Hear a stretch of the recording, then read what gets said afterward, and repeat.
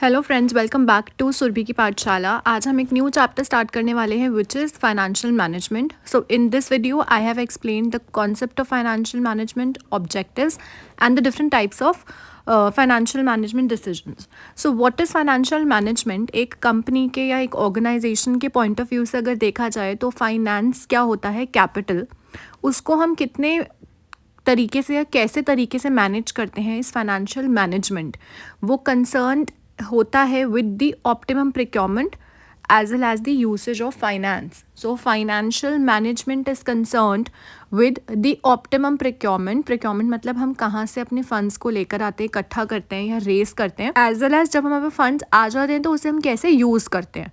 For optimum procurement, different sources होते हैं हमारे पास, like finances are compared in terms of their cost and associated risk. कि हम ये देखते हैं कि कितना ज़्यादा वो चीपर फाइनेंस है या उसमें कितना रिस्क अवेलेबल है. सो फाइनेंशियल मैनेजमेंट में हम सबसे बड़ी चीज़ ये देखेंगे कि हम अपने अवेलेबल कैपिटल को या प्रिक्योर्ड कैपिटल को प्रॉपरली यूटिलाइज करें, उसकी प्रॉपर डिप्लॉयमेंट करें. तो ये हमारा बेसिक कॉन्सेप्ट है फाइनेंशियल मैनेजमेंट का. सो इससे हम क्या ऑब्जेक्टिव डिराइव करते हैं वो हम पढ़ेंगे.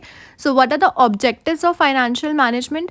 The primary objective of financial management is to maximise the share holders wealth.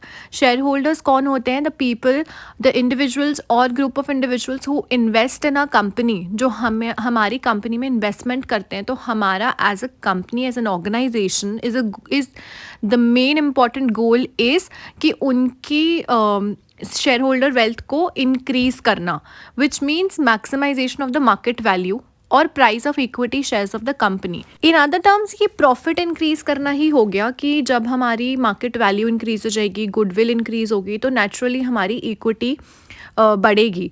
So financial management focus करता है मैक्सिमाइजिंग शेयर होल्डर्स वेल्थ पर. उसको ऐसे डिसीजंस लेने हैं, ऐसी अपॉर्चुनिटीज़ में इन्वेस्ट करना है wherein the share holders wealth is maximised. हम इंश्योर करते हैं as an organisation that there should be availability of sufficient funds at a reasonable cost.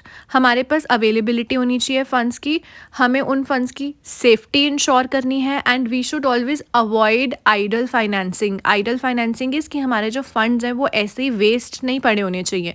ऐसा नहीं होना चाहिए कि कंपनी के पास बहुत सारे फंड्स हैं and we are not utilising those funds in a good decision और in good area.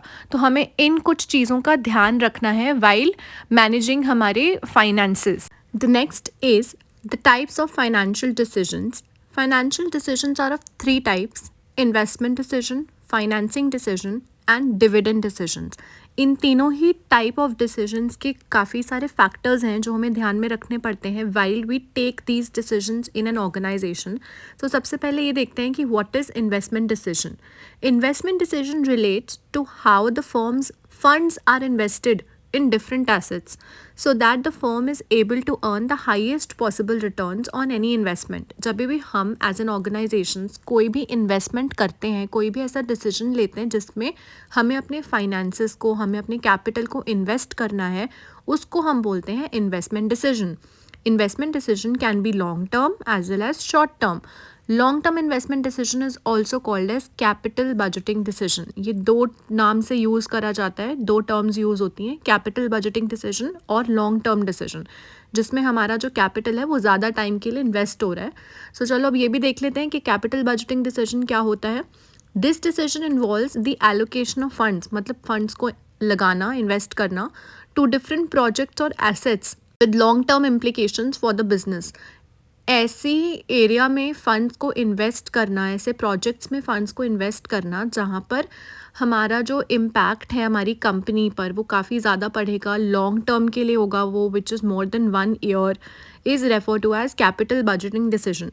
These decisions are at times irreversible और ये काफ़ी ज़्यादा इम्पैक्ट करते हैं हमारी कंपनी की ग्रोथ पर. For example, purchase of new fixed asset like land, building, plant or machinery, opening a new branch, ये सारे हमारी कैपिटल बजटिंग डिसीजंस होते हैं.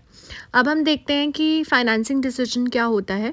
Financing decision is concerned with the decision about how much funds are to be raised from which long term source, that is share holders funds और borrowed funds. हमारे पास दो funds होते हैं, दो types होते हैं, debt and equity. So share holder funds और equity refer to the share capital reserves and the surplus, जो भी हमारा प्रॉफिट है, इन सब चीज़ों को हम शेयर होल्डर फंड्स कहते हैं। एंड बोरोड फंड्स वो होते हैं जो डेट होता है, which is refer to as finance raised as debentures, long term loans, public deposits etcetera. तो हमें अपना जो फाइनेंस है, हमें जो अपना कैपिटल है, वो कौन से सोर्स से कितना रेस करना है, इस डिसीजन को बोलते हैं financing decision. Say for an example, I have 80 lakh rupees to raise. So 80 lakh rupees मैं इन्वेस्टमेंट कर रही हूँ, तो मैं क्या उसका रेशो रखूँगी, whether I will be 40 lakh ratio और 20 लाख 60 लाख रेशो। तो क्या उसका रेशो रहेगा, किस सोर्स से कितना इन्वेस्ट करना है, कि रेस करना है, उसको हम बोलते हैं financing decision. Next and the third type of decision is dividend decision. Dividend वो पोर्शन होता है हमारा आफ्टर टैक्स प्रॉफिट का, which is to be distributed among the share holders.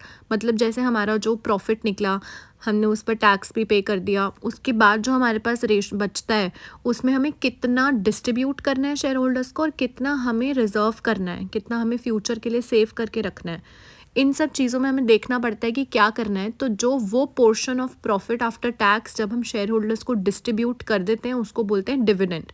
Dividend काफ़ी ज़्यादा इंपॉर्टेंट रोल प्ले करता है कि आगे हमारी मार्केट की वैल्यू कितनी रहेगी, हमारी कंपनी क्या पोजीशन होल्ड करती है कैपिटल मार्केट में, और लोग हमारी कंपनी में इन्वेस्ट करना चाहते हैं या नहीं। Dividend decision plays a very important role इन चीज़ों में।